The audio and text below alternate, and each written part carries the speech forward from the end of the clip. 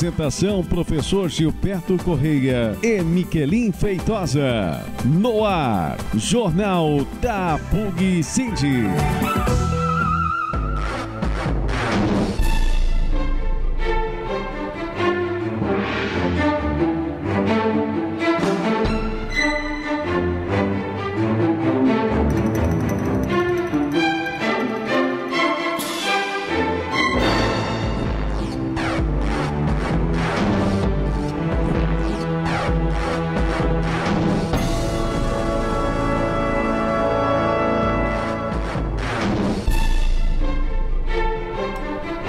Bom dia para você, tudo de bom? Obrigado pela sua companhia, pelo carinho da sua audiência. No ar para você o Jornal da PUG Cindy de hoje, a edição do nosso Jornal da PUG Cindy na Rádio APUG, direto da Associação dos Professores Universitários de Gurupi.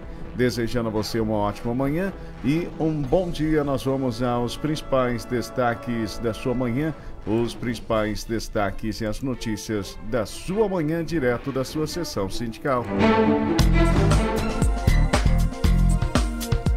São 9h07, dia 5 de janeiro de 2021. São 5 dias apenas de um novo ano, 2021. Eu sou Miquelin Feitosa e os principais destaques do seu dia, da sua manhã, a partir de agora aqui no nosso Jornal da PUG Cindy. Nós vamos aos principais destaques. Está no ar, Jornal da PUG Cindy. Apoio Cultural, APUG, Associação dos Professores Universitários de Gurupi, Seção Sindical Andes SN.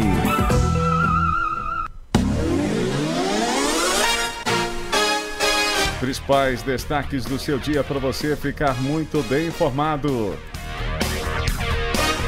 Nós vamos com notícias direto do Rio de Janeiro. Um motoqueiro que foi morto e que as pessoas que estavam ali no local acusam a polícia.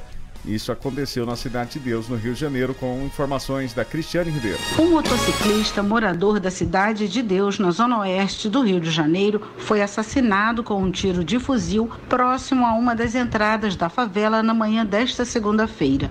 Moradores da comunidade que testemunharam o crime acusam policiais militares. Em protesto, bloquearam o trânsito na pista sentido Zona Norte da linha amarela, que margeia a Cidade de Deus. O bloqueio, com pedaços de madeira e pedras, durou cerca de meia hora, o suficiente para causar um enorme engarrafamento na via expressa. A liberação aconteceu após negociação com a polícia militar. Em um vídeo publicado no Facebook, testemunhas contam que Marcelo Guimarães, de 38 anos, havia acabado de deixar o filho na creche e que seguia para o trabalho em uma marmoraria na Cidade de Deus. Mas quando passou por uma barreira da PM, não ouviu a ordem dos policiais para parar e foi atingido por um tiro. Uma testemunha diz que viu e filmou toda a ação. Seu nome está sendo preservado. O caveirão estava em cima do morro, naquela altura ali. Foi na hora que o caveirão deu um tiro, os policiais estavam tudo atrás do caveirão conforme eles deram o tiro. O morador foi baleado, eles correram para dentro do caveirão e seguiram o sentido do Gardélia. Depois de uns 40 minutos eles voltaram, aí eles não prestaram socorro. Nós moradores tivemos que ligar para a SAMU para prestar socorro para ele. Depois de uns 25 minutos chegaram o carro da polícia, abarrotado com muita polícia, e logo uns 40 minutos depois, quase uma hora, o caveirão chegou.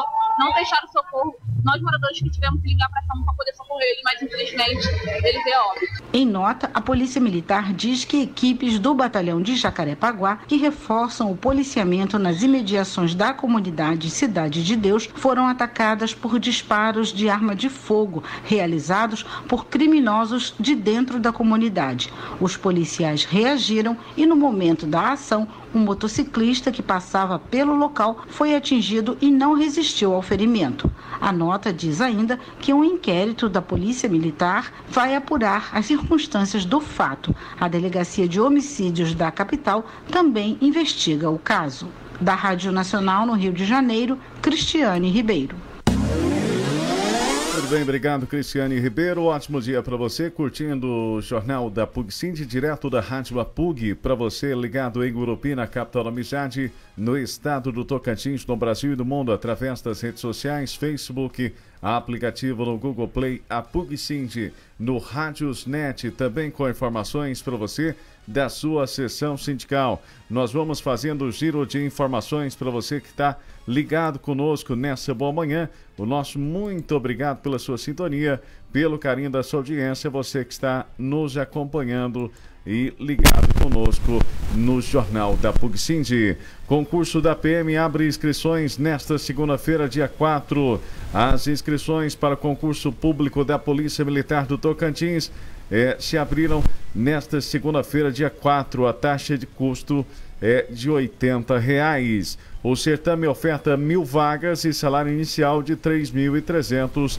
As vagas estão distribuídas em 950 para o quadro operacional, 25 para o quadro de músicos e 25 para o quadro da saúde.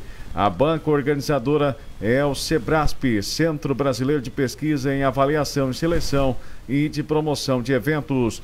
O concurso está dividido em 5 etapas: prova objetiva e redação, exame de capacidade física, a avaliação psicológica, a avaliação médica e odontológica e investigação social e da vida pregressa. Para músicos, ainda há inclusão de uma outra etapa consistente na realização de prova prática e instrumental. Para o quadro operacional, a primeira etapa, provas, será realizada nas cidades de Araguaína, Araguatins, Arraias, Gurupi e Palmas. As demais fases serão feitas somente na cidade de Palmas. Já para o quadro de músicos e da saúde, todas as fases serão realizadas somente em Palmas. Com informações do portal de notícias Atitude Tocantins. Um ótimo dia para você. O nosso muito obrigado pela sua audiência.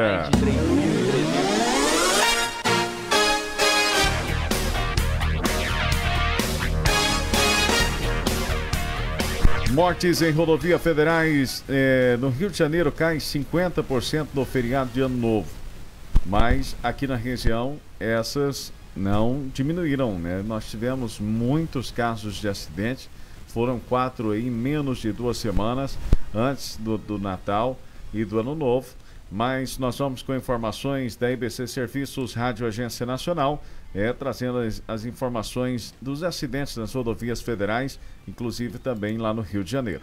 A virada do ano registrou uma queda do número de mortes e de acidentes graves nas rodovias federais. Foram 67 mortes nas BRs, uma queda de 9% em relação ao feriado de Ano Novo de 2020 e de 26% comparando ao último Natal. Ao todo, foram 254 acidentes graves, uma redução de 11% em comparação ao ano passado. Com a Operação Ano Novo, realizada entre 30 de dezembro e 3 de janeiro, a Polícia Rodoviária Federal fiscalizou mais de 125 mil veículos e pessoas. Foram aplicados mais de 3.300 testes de bafômetro, resultando em 479 motoristas autuados em flagrante dirigindo após consumir bebida alcoólica. O número é 65% menor do que o registrado no Ano Novo de 2020. Cerca de 6 mil condutores também foram autuados ultrapassando em locais proibidos, um aumento de 17% em relação ao mesmo período anterior. Além disso, a PRF flagrou 800 motociclistas que não utilizavam capacete, um número 11% menor que no mesmo feriado do ano passado. A Polícia Rodoviária também realizou ações de educação para o trânsito, alcançando mais de 3 mil pessoas. Da Rádio Nacional em Brasília, Gésio Passo. Obrigado, Gésio. Ótimo dia. Obrigado pela companhia. Você, o melhor ouvinte do mundo, curtindo a Rádio APUG. Davi Abrantes convoca a sessão para a escolha da mesa diretora para esta terça-feira. Ocorrerá nesta próxima terça-feira, dia 5, hoje a sessão para definir o novo presidente da Câmara Municipal de Gurupi. O presidente interino da Câmara Municipal de Gurupi, Davi Abrantes, do PTB, anunciou nesta segunda que a convocação para a sessão já foi publicada. A sessão ocorre nesta terça-feira, dia 5 às 20 horas, no plenário da Câmara Municipal de Gurupi, e será escolhido através de votação um novo presidente da Casa de Leis. A Justiça decidiu que eu continue como presidente interino até a eleição, que será nesta terça-feira, destacou o vereador Davi Abrantes em entrevista a Regis Caio. Portal de notícias Atitude Tocantins, parceiro da Rádio APUG, trazendo sempre as melhores informações para você. Os principais destaques e as notícias do seu dia para você ficar muito bem informado. Josi Nunes nomeia novo secretariado. O evento ocorreu na manhã desta segunda-feira, dia 4, no gabinete da prefeita de Gurupi, Josi Nunes, e os secretários já estão atuando.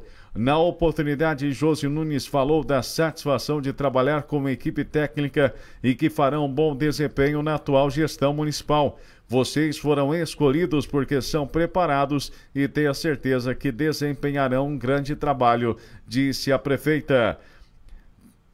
Entre os secretários está Sidney Dourado Campos, secretário-chefe de gabinete, secretário de Juventude e Esportes e secretário de Comunicação.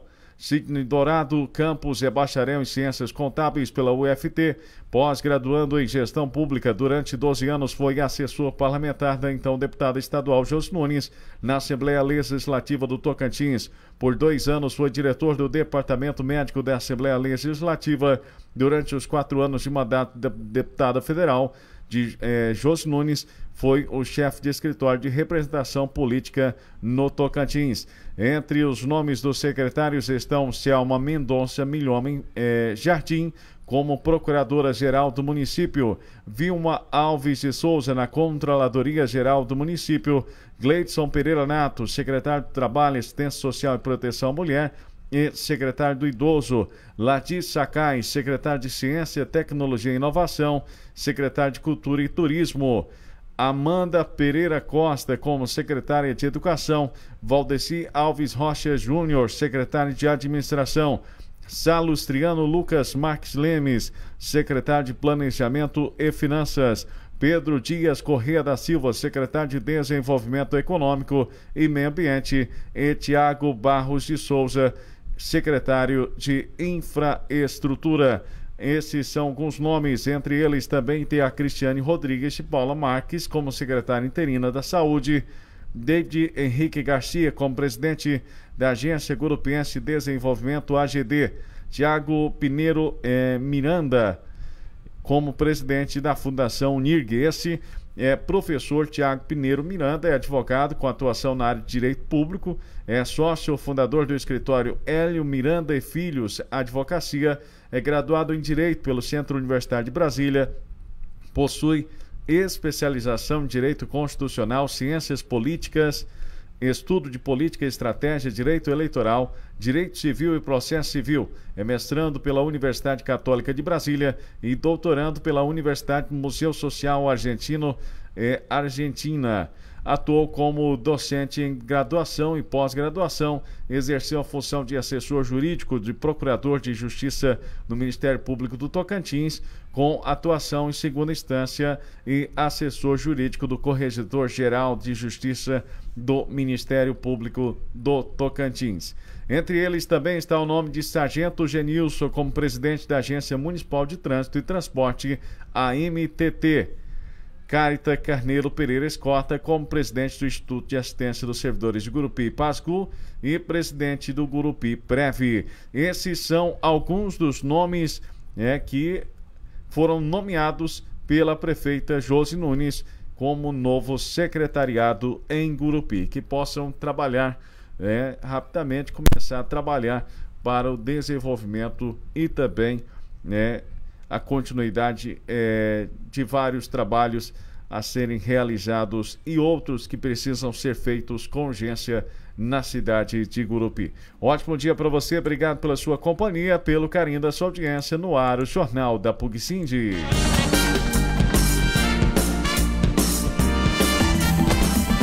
Você está ouvindo o Jornal da PUG-Sind.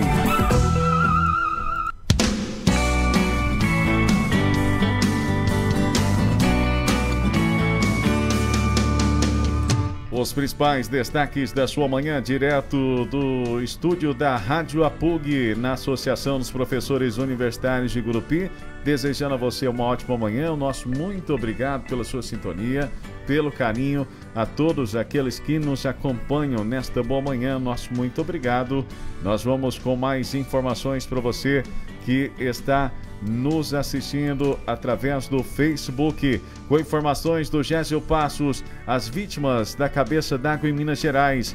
É aquele fenômeno que ocorre em Cachoeiras. A terceira vítima foi resgatada. Os bombeiros de Minas Gerais resgataram nesta segunda-feira o corpo da terceira vítima de uma cabeça d'água em um complexo de Cachoeiras na divisa das cidades de Capitólio e São João Batista do Glória, no sul do estado. A vítima encontrada é um homem de 23 anos. Os corpos de duas mulheres, ambas de 24 anos, já haviam sido resgatados. Os três eram da cidade mineira de Oliveira. A Prefeitura Municipal declarou luto oficial de 3 dias em sinal de pesar pela morte dos jovens. Após a forte chuva na cabeceira do rio Capivara, no último sábado, vários banhistas foram surpreendidos com aumento repentino do volume de água do leito do rio em direção ao cânion de Cachoeiras, fenômeno conhecido como cabeça d'água. No local, 16 pessoas foram socorridas pelos bombeiros, 11 delas retiradas de helicóptero. A Marinha também foi acionada para auxiliar no resgate e orientação das vítimas. Da Rádio Nacional em Brasília, Gésio Passos.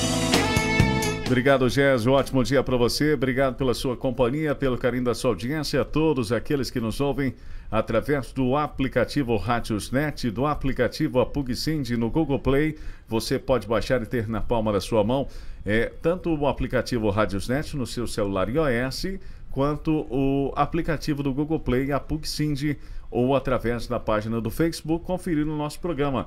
Você também pode acompanhar através do www.apugsind.com.br. Você acompanha as principais notícias da sua manhã. Com informações do Daniel Ito, cartão confirmação do Enem. Nós vamos saber maiores informações para você que vai fazer o Enem. Fique ligado. O cartão de confirmação da inscrição para o Exame Nacional do Ensino Médio 2020 vai ser disponibilizado aos candidatos a partir desta terça-feira. Segundo o INEP, o cartão vai informar o número de inscrição, além da data, do horário e do local de exame. O documento também registra se o participante precisa de atendimento especializado, bem como tratamento pelo nome social, caso essas solicitações tenham sido feitas pelo candidato. A posse do cartão de confirmação do Enem no dia das provas não é obrigatória, mas o INEP recomenda que os participantes levem o documento, caso precisem fazer alguma consulta de última hora.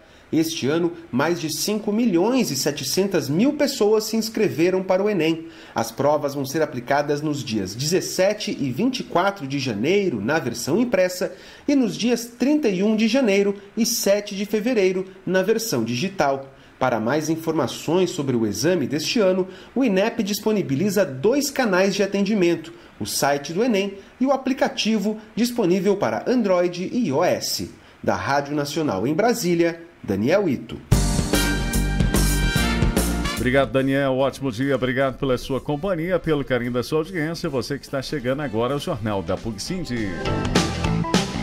Os principais destaques da sua manhã, dia 5 de janeiro de 2021, direto da Rádio APUG. Com notícias atualizadas do Brasil e do mundo, você ligado conosco.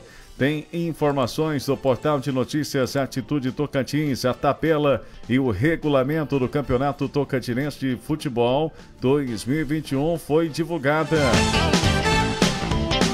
A tabela e o regulamento do Campeonato Tocantinense 2021 foi divulgado nesta quinta-feira 17 pela Federação Tocantinense de Futebol, FTF.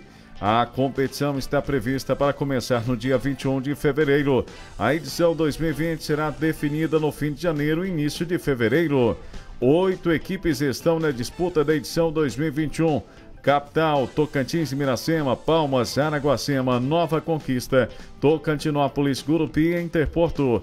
O campeão garante vaga na Copa do Brasil, Série D e Copa Verde 2022. O vice garante vaga na fase preliminar da Série D. As duas piores equipes são rebaixadas à segunda divisão. Na primeira fase, 8 equipes se enfrentarão entre si apenas em jogos de ida. Avançam à segunda fase, semifinais, os 4 times que somaram o maior número de pontos. Nas semifinais, as equipes se enfrentam em jogos de ida e volta. Na final também serão jogos de ida e volta. Conforme o regulamento, ao fim da primeira fase, as equipes que terminarem empatadas em pontos terão o seguinte critério de desempate: maior número de vitórias, melhor saldo de gols, maior número de gols pró, confronto direto entre as equipes e sorteio na sede da FTF. Nas demais fases, para conhecer a equipe vencedora em caso de empate em pontos, após os jogos de ida e volta, serão os seguintes: melhor saldo de gols dentro da fase da disputa. Se o empate ainda persistir, a definição será nos pênaltis. Na primeira rodada, dia 21/2, domingo, terá no dia 21/2 e 21 de fevereiro, Palmas e Interporto no estádio Newton Santos, às 16 horas. Araguacema versus Gurupi no Arena Taça, em Araguacema, às 16 horas. Nova Conquista e Capital no estádio Barretão, em Santa Fé, às 16 horas. Tocantinópolis versus Tocantins no estádio Ribeirão, em Tocantinópolis, às 16 horas. Avançam as semifinais os 4 melhores colocados na primeira fase e se enfrentam em jogos de ida e volta, quarto versus o primeiro, terceiro versus o segundo, em data a ser defendida pela FTF. Duas equipes se enfrentam na final em jogos de ida e volta, em data também a ser definida. Com informações para você ligado conosco no Jornal da PUC-Sind. Um ótimo dia, nosso muito obrigado pela sua companhia, pelo carinho da sua audiência. Nós vamos com mais informações para você, o melhor ouvinte do mundo, acompanhando o Jornal da PUC-Sind. Você pode ficar por dentro das notícias da sua seção sindical, acessando também o site www.apucsind.com.br. Você, professor, também pode acessar o site do andes.org.br. Nota em defesa das instituições. O Andes e outras instituições. Acompanhe esta matéria.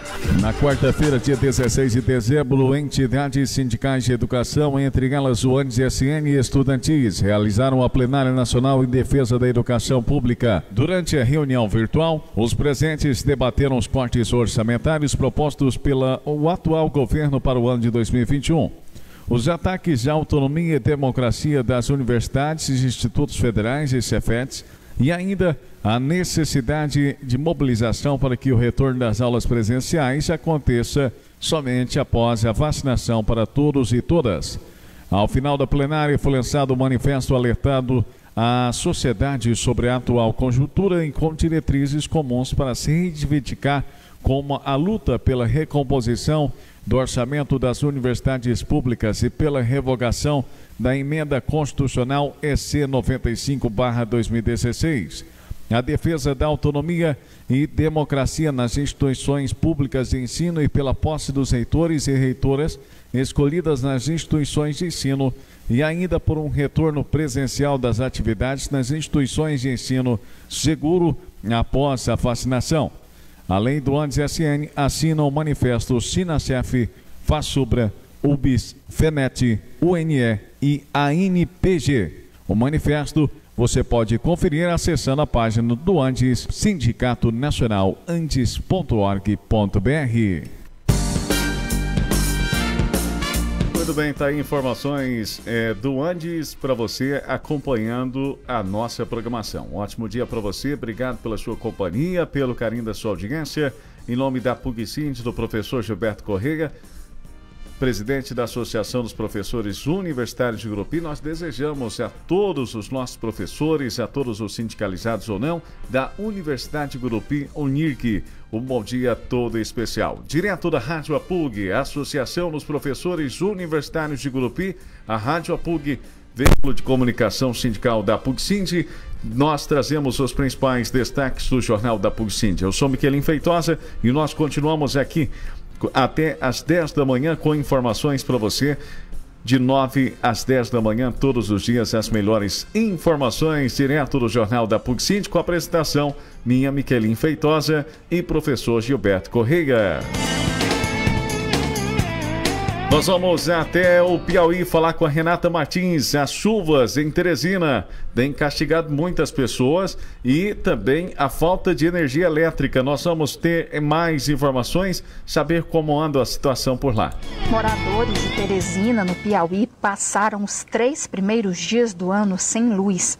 A energia só foi totalmente restabelecida na tarde de domingo. Um temporal com ventos de mais de 80 km por hora derrubou cerca de 280 árvores. E na virada do dia 31 para o dia 1º, causou um apagão na rede de distribuição. Segundo a Equatorial Piauí, concessionária de energia do estado, em função da gravidade dos danos causados ao sistema elétrico, os trabalhos de recuperação foram de alta complexidade e tiveram tempo de recomposição maior, pois houve a necessidade de reconstrução da infraestrutura de redes que ficaram destruídas. Isabela Rocha, dona de uma padaria no bairro de Fátima, região leste da capital piauiense, conta que conseguiu preservar os alimentos, mas sabe de muita gente que ficou no prejuízo. Eu não viajei, então eu estava aqui, pude perceber que eu estava sem energia, vim aqui para ver, eu levei para minha casa, eu saí acomodando geladeiras e freezers da minha casa, mas não foi fácil. Teve gente aqui que perdeu muita matéria-prima. O mínimo que se ficou sem energia foram 20 horas. 20 horas sem energia é muito tempo para matéria-prima, para coisas perecíveis. Esse foi o transtorno que a gente teve agora nessa virada de ano, um belo presente de virada de ano. Segundo a Major Nájira Nunes, do Corpo de Bombeiros do Piauí, por causa dos fortes ventos, muitas árvores caíram na rede de fiação elétrica, mas não houve nenhum outro dano maior. Não tivemos alagamento, nenhum desabamento, soterramento, nenhum outro registro nesse sentido relacionado às chuvas. Somente as quedas, essas várias árvores caídas por vários pontos de Teresina, principalmente na Zona Leste. Na Universidade Federal do Piauí, a tempestade derrubou uma torre de 51 metros da antena de transmissão da rádio universitária. As chuvas agora desceram para o sul do Piauí. De acordo com o Instituto Nacional de Meteorologia, até esta terça-feira há risco de chuvas intensas no sudeste, centro-norte e sudoeste do estado. Com produção de Salete Sobreira, da Rádio Nacional em Brasília, Renata Martins. Obrigado, Renata. Um ótimo dia para você. Obrigado pela sua companhia na Rádio APUG. As informações da sua manhã. Vamos com informações do andes.org.br. Andes Sindicato Nacional. O governo está nomeando interventores fora da lista tríplice. Acompanhe essa matéria e eu já volto.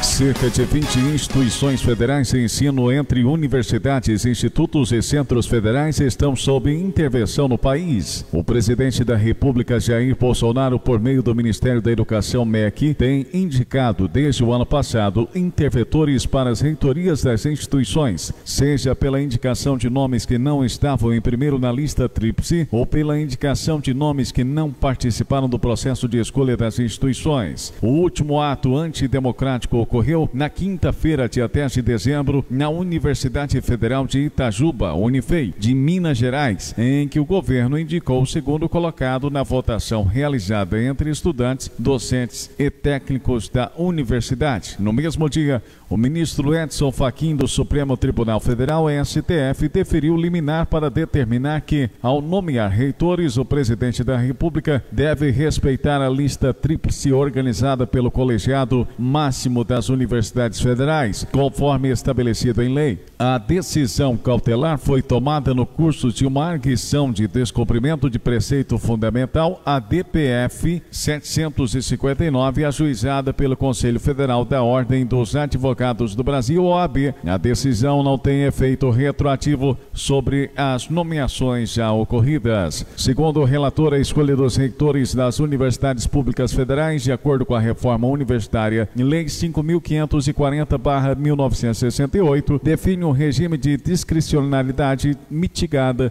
em que a escolha do chefe do Poder Executivo deve recair sobre um dos 3 nomes que reúnam as condições de elegibilidade. Componham a lista tríplice e tenham recebido votos do colegiado máximo da respectiva Universidade Federal. Para o ministro, antes havia um acordo mais ou menos tácito de respeito pelo presidente da República da ordem de nomeação das listas tríplices. A recente alteração nestas condições, ao seu ver, demanda do Poder Judiciário um reexame do acervo normativo à luz do texto constitucional. Você confere esta matéria no site do ANDE Sindicato Nacional.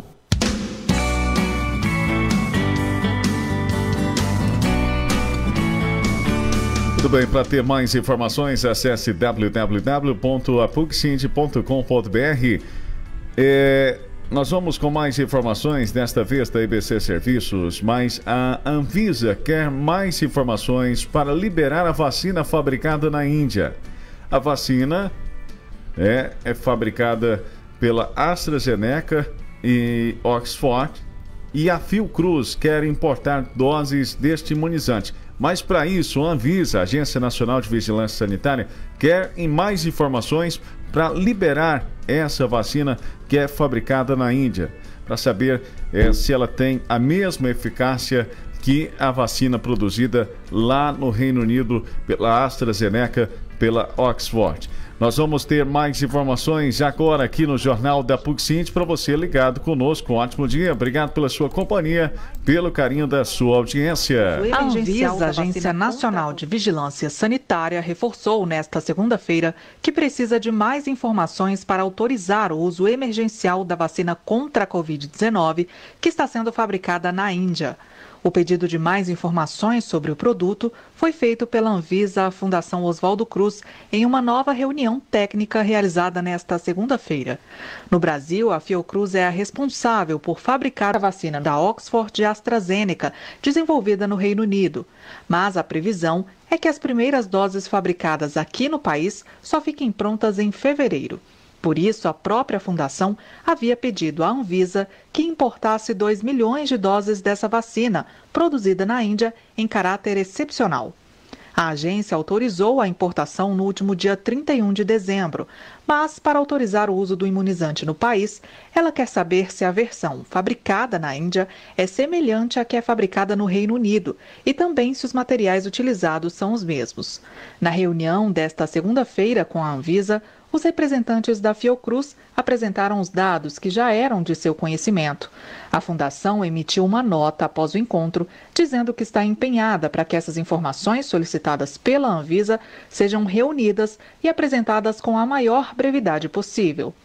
Enquanto isso, a importação das vacinas indianas corre o risco de não se concretizar, mesmo com a aprovação da Anvisa.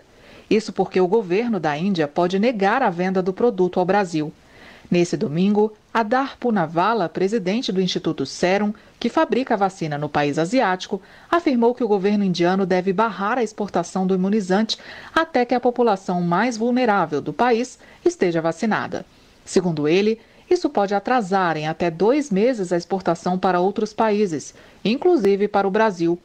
Quem está conduzindo as negociações pela importação das vacinas indianas neste momento é o Ministério das Relações Exteriores, que até o fechamento não retornou nosso contato. Com reportagem de Daniel Ito, da Rádio Nacional em Brasília, Jéssica Gonçalves. Obrigado, Jéssica. Um ótimo dia. Obrigado pela sua companhia. No ar para você agora 9h39, dia 5 de janeiro de 2021. Eu sou Miquelin Feitosa e no ar para você que está aí nos nossos grupos no Facebook, você que está na nossa página da PUC-Sind, você que está na página do Miquelin Feitosa, a você que nos acompanha nesta boa manhã, desejo de um feliz ano de 2021. No ar para você o Jornal da PUC-Sind, os principais destaques do seu dia. Nós vamos com informações da balança comercial, informações do Vitor Ribeiro. Em 2020, os brasileiros venderam para outros países quase 51 bilhões de dólares a mais do que importaram. Esse é o resultado da balança comercial que no ano passado registrou alta de 6,2% em relação a 2019. Os dados foram divulgados nesta segunda-feira pelo Ministério da Economia. De acordo com a pasta, o aumento do superávit é consequência da queda de consumo provocada pela pandemia de Covid-19, que reduziu as importações em ritmo mais acelerado do que as exportações, e também da desvalorização do real diante do dólar. O ano de 2020 terminou com um dólar valendo 30% a mais do que quando começou. O resultado do comércio exterior reverteu a tendência de queda observada nos 2 anos anteriores. Em 2017, a balança comercial brasileira bateu recorde, quando as exportações ficaram quase 67 bilhões de dólares maiores que as importações. Em 2018, essa vantagem caiu para 58 bilhões de dólares e em 2019 caiu novamente para 48 bilhões. No ano passado, o resultado alcançou 50 bilhões e 995 milhões de dólares. Com informações de Welton Máximo, da Agência Brasil, da Rádio Nacional em Brasília, Vitor Ribeiro. Obrigado, Vitor. Ótimo dia. Obrigado pela sua companhia na Rádio APUG, Associação dos Professores Universitários de Gurupi, na apresentação do seu amigo Miquelin Feitosa. Hoje, somente eu apresentando aqui o programa Jornal da PUG-Singe, direto da Rádio APUG. Professor Gilberto Corrêa está ausente do nosso programa, mas está cuidando de assuntos referentes à sua sessão sindical. Ótimo dia para você. Nós vamos até o Amazonas saber informações sobre os casos de Covid-19 por lá, o aumento dos casos de Covid-19 no estado do Amazonas. O estado do Amazonas ultrapassou a fase vermelha de risco para Covid-19 e chegou à fase roxa na análise de risco das autoridades de saúde do estado. De acordo com a Fundação de Vigilância em Saúde Amazonense, de novembro para dezembro, o número de casos aumentou 120% em Manaus e 47% se considerado o registro de todo o estado. Isso representa uma média móvel de 700 casos novos todos os dias. Nos últimos 14 dias, a média móvel de mortes subiu 66%. O crescimento nos casos de coronavírus refletiu na rede de atendimento.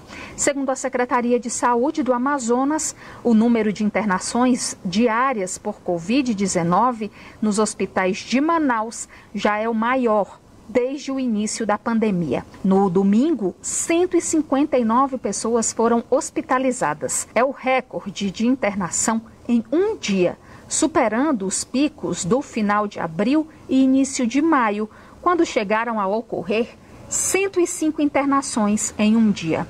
Rosemary Pinto, presidente da Fundação de Vigilância em Saúde, afirmou que a rede privada já chegou a 100% da ocupação em leitos clínicos e de UTI. Todas as unidades privadas estão com seus leitos clínicos e de UTI ocupados. Isso leva a uma pressão adicional sobre o sistema público, uma vez que esses pacientes que não estão tendo acesso na rede privada, eles precisam ser atendidos na rede pública. Segundo o governo do Amazonas, nos últimos 2 meses, o estado ampliou de 457 para 1.038 o número de leitos destinados a pacientes com Covid-19. Representantes do Ministério da Saúde estão em Manaus e vão ficar na cidade até que a situação no estado esteja normalizada. A equipe está fazendo reuniões com gestores estaduais e do município e visitas técnicas a 5 hospitais de atendimento a pacientes com Covid-19 e na Central de Medicamentos do Amazonas. A secretária de Gestão do Trabalho e da Educação na Saúde do Ministério, Mayra Pinheiro, explica qual será a atuação do governo federal. Nós estamos analisando a situação da saúde em Manaus, nos outros municípios, e estamos juntos buscando, num prazo muito breve, desenvolver todas as ações que forem necessárias para que não falte nem equipamentos, nem esses leitos funcionando com o efetivo de profissionais que for necessário para conduzir todos os casos clínicos, para que não falte medicamentos para o tratamento precoce. Nessa segunda-feira, o governo do Amazonas publicou decreto que suspende as atividades econômicas não essenciais pelo prazo de 15 dias. A medida cumpre decisão do Tribunal de Justiça do Amazonas. Da Rádio Nacional em Brasília, Renata Martins.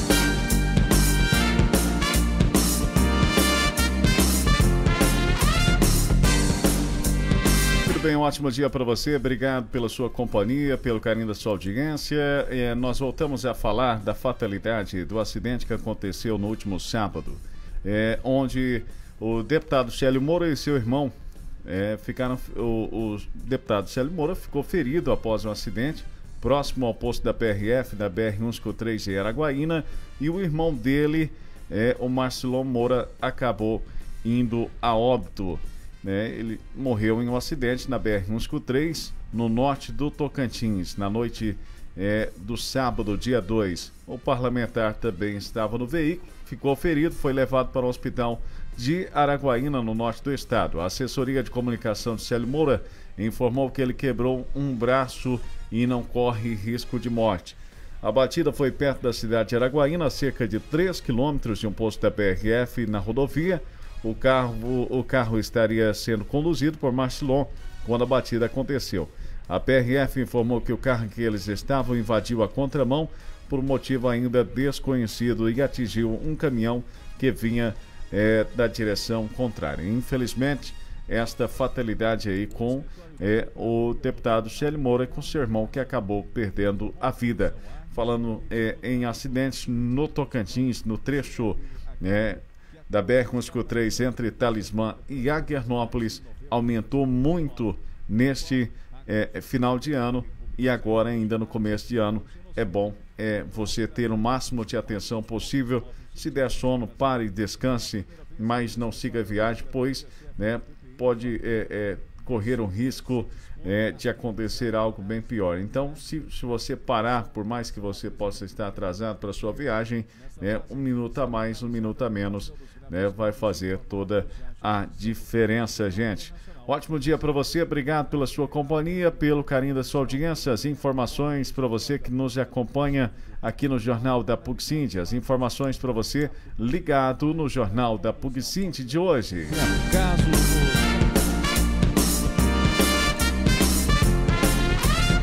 Notícias do site do andes.org.br. Denúncia contra Bolsonaro em Haia. Fique por dentro. O escritório da Procuradoria do Tribunal Penal Internacional, TPI, informou a Comissão Arnes e o coletivo da Advocacia em Direitos Humanos, CADHU, que a Corte está analisando a denúncia feita pelas duas entidades em novembro de 2019, no qual acusam o presidente da República, Jair Bolsonaro, de incitar o genocídio e promover ataques sistemáticos contra os povos indígenas do Brasil. É a primeira vez em que o escritório da Procuradoria-Chefe da TPI, Fatou Bessolda, se dispõe a realizar uma análise preliminar da jurisdição em relação ao presidente da República Brasileira.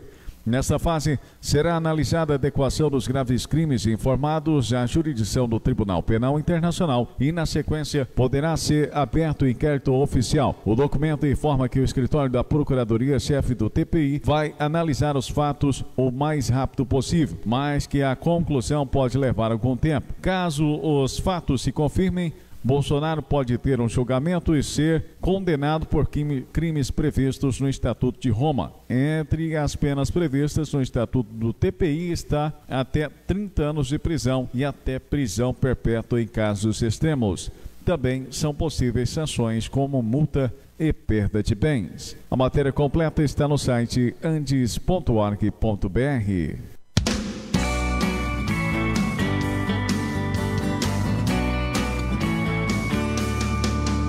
Bom dia para você que está conferindo o nosso programa. Se quiser deixar o seu nome embaixo da publicação para que a gente possa mandar um bom dia, pode ficar à vontade. Rádio APUG, direto da Associação dos Professores Universitários de Gurupi. Programa ao vivo pelo Facebook e também pelo aplicativo APUG-Sind no Google Play.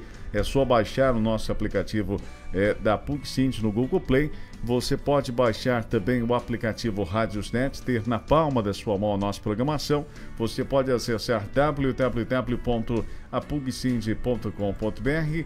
Você que acompanha o nosso programa, um ótimo dia para você. Obrigado pela sua companhia, pelo carinho da sua audiência. Todos aqueles que estão acompanhando em qualquer parte do estado do Tocantins, do estado de Goiás, do Brasil e do mundo, você acompanhando o programa Jornal da PUC-Sind. Nós vamos aos principais destaques desta edição para você que nos acompanha, com informações para você, a variante desse coronavírus, com a informação da Eliane Gonçalves. Ela vai falar mais sobre o que é essa variante, se já chegou ao Brasil e como, né, eles estão vendo esta situação. Eliane Gonçalves traz informações aqui no Jornal da PUC-Sind. São Paulo tem 2 casos confirmados da nova variante do coronavírus. A confirmação foi feita pelo Instituto Adolfo Lutz após a análise das amostras enviadas para um laboratório privado. Essas amostras foram encaminhadas para o Instituto no último dia 2 e o sequenciamento genético mostrou que os 2 pacientes estão infectados com a mutação do coronavírus identificada no Reino Unido. Um dos casos é o de uma mulher de 25 anos que mora na cidade de São Paulo. Ela foi infectada depois de entrar em contato com pessoas que passaram pela Europa e vieram para o Brasil. A paciente apresentou os primeiros sintomas no dia 20 de dezembro e fez o exame no dia 22. O outro caso é de um homem de 34 anos. A vigilância epidemiológica ainda está investigando o histórico desse caso e não divulgou mais detalhes, como o local de moradia ou se o homem apresentou sintomas da doença. Esse novo subtipo de coronavírus foi batizado como B117 e, apesar de estudos mostrando que essa nova cepa pode ser quase 60% mais contagiosa que o vírus sem a mutação, a Secretaria de Saúde do Estado diz que não é possível afirmar isso para o Brasil em função de fatores demográficos e climáticos. O anúncio chega em um momento em que os casos de Covid-19 voltam a pressionar o sistema de saúde. Na região metropolitana da capital paulista, a taxa de ocupação dos leitos de terapia intensiva chegou a 65% nesta segunda-feira, sendo que pelo menos 2 hospitais da capital alcançaram a lotação máxima de leitos destinados a pacientes com coronavírus. Da Rádio Nacional em São Paulo, Eliane Gonçalves. Obrigado, Eliane. Ótimo dia. Obrigado pela sua companhia na Rádio APUG. Ótima manhã para você. Assim nós vamos finalizando o nosso programa, mas antes nós temos que trazer as notícias do esporte. Saiba como ficou a rodada dos esportes neste final de semana, com informações de Bruno Mendes aqui na programação do Jornal da PUC-Sind. Neste domingo as redes balançaram nos campeonatos pelo Brasil. Vamos começar pelo Campeonato Brasileiro da Série B. Prosseguimento da 32ª rodada, a Chapecoense ficou no empate em 0-0 com o Brasil de Pelotas e perdeu a liderança para o América Mineiro, que agora é líder com 63 pontos. Vitória da Bahia e Operário do Paraná também ficaram no empate, mas em 1-1. A classificação da Série B, além do América Mineiro em primeiro e a Chapecoense em segundo, traz o Juventude em terceiro e o CSA em quarto lugar. Nesta segunda-feira, 2 jogos vão completar a rodada. Paraná e Botafogo jogam em Curitiba às 5 da tarde e o Confiança recebe o Náutico em Aracaju às 8 da noite. Pela Série D do Brasileirão, quartas de final, jogo de ida, o Fast Clube do Amazonas perdeu em casa para o Novo Horizontino de São Paulo por 1-0. Marcílio Dias de Santa Catarina e Altos do Piauí empataram em 1-1 jogando no interior catarinense. Falando agora da Série C do Campeonato Brasileiro, um jogo fecha a 4ª rodada do Grupo D da competição. Londrina e Paysandu, duelo no Estádio do Café a partir das 8 da noite. Da Rádio Nacional em Brasília, Bruno Mendes. Obrigado, Bruno, com informações do mundo do esporte. Assim nós finalizamos a edição de hoje do nosso Jornal da PUC-Sind, às 9h54. Daqui a pouquinho tem o programa Hora Cidadã. E se você quiser aproveitar, curtir melhor a nossa programação, o estilo musical, com músicas que marcaram época, melhor da MPB, música popular brasileira e vários sucessos internacionais, é só baixar o aplicativo PUC-Sind e ter na palma da sua mão a melhor programação. Baixe no Google Play, é só acessar agora mesmo, baixe no Google Play, na hora que encontrar essa logomarca PUC-Sind, pode baixar o aplicativo e ter na palma da sua mão. É só clicar e você vai encontrar aí a nossa programação. E também, no melhor, 24 horas por dia, a programação da PUC-Sind com informação. Nós temos o Café com Música, nós temos um Minuto de Notícias, nós temos informação a todo momento, seja notícias da sua seção sindical, notícias do Brasil e do mundo, notícias do Andes, Sindicato Nacional, enfim, você fica bem informado aqui no som da Rádio APUG, com músicas da nossa terra também. Aqui você acompanha o Jornal da PUC-Sind. Uma ótima manhã. Amanhã, às 9 da manhã, eu estou de volta trazendo informações ao vivo para você que nos acompanha nesta boa manhã. O nosso bom dia todo especial. Obrigado pela sua companhia. Nós vamos com informações do Lucas Por Deus Leon. Ele traz informações sobre o auxílio emergencial. Informações para você. A Caixa Econômica Federal libera nesta segunda-feira os saques das últimas parcelas do auxílio emergencial para os beneficiários nascidos em março. Os saques estão disponíveis para cerca de 3.600.000 pessoas que não fazem parte do Bolsa Família. O dinheiro liberado para saque hoje foi creditado na conta Poupança Digital da Caixa nos últimos dias 25 de novembro e 14 de dezembro, referente aos ciclos 5 e 6 de pagamentos para quem nasceu no mês de março. Apesar dos créditos em conta terem sido encerrados no último dia 29 de dezembro, o calendário de saques do auxílio segue até o dia 27 de janeiro, já que para ter acesso ao dinheiro em espécie é preciso aguardar mais tempo. Ainda poderão sacar as últimas parcelas do auxílio os trabalhadores que nasceram de abril a dezembro durante o mês de janeiro de 2021. Os trabalhadores podem consultar a situação do benefício pelo aplicativo do Auxílio Emergencial ou pelo site auxilio.caixa.gov.br. Da Rádio Nacional, em Brasília, Lucas Por Deus Leon. Jornal da PUC-Sind. Apoio Cultural. APUG, Associação dos Professores Universitários de Curupi. Seção Sindical Andes SN.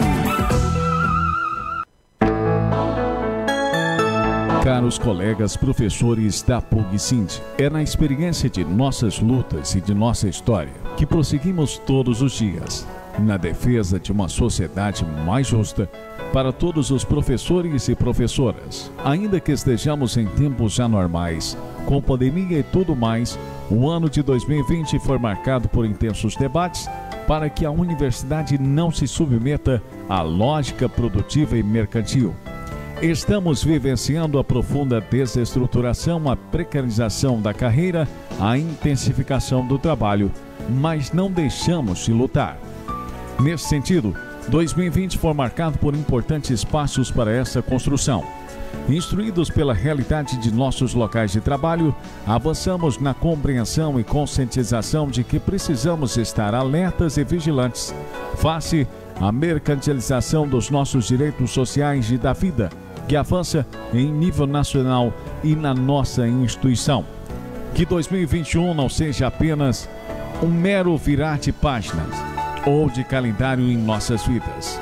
Que os processos e atores envolvidos na Unirc não fiquem apenas em lutas de grupos, mas de ideais e de transformação real da nossa sociedade. Muitas forças ocultas e pensamentos negativos surgem para aumentar as nossas dificuldades e retirar ou retardar nosso legítimo direito trabalhista, tentando minar nossa dignidade e nossa resistência enquanto seção sindical, legítima e consolidada em 32 anos de lutas. Mas acredite, juntos somos mais fortes e com a sua ajuda, caro professor, cara professora, vamos continuar trabalhando pelo crescimento da categoria e qualidade do trabalho docente. Que 2021 seja realmente um novo ano, cheio de conquistas e digno para todos e todas, sem distinção de cargo, função ou categoria. Mas para ganhar um ano novo que mereça este nome, nós temos que fazê-lo, conquistá-lo. E nossas ações é que vão dizer o quanto merecemos. Sabemos que não será fácil, mas iremos resistir e lutar. Ousar lutar, ousar vencer. Acredite, juntos somos mais fortes. Feliz Ano Novo. São os votos da diretoria da PUC-Sind. Seção Sindical. Antes, Sindicato Nacional. Daí, com essa mensagem, nós finalizamos o Jornal da PUC-Sim de hoje, desejando a você um ótimo dia, um abraço do seu amigo Miquelin Feitosa e continue ligado na nossa programação. Um abraço, gente, até amanhã, fiquem com Deus. Nosso muito obrigado pela sua companhia. As ações da APUG, Associação dos Professores Universitários de Gurupi. APUG, a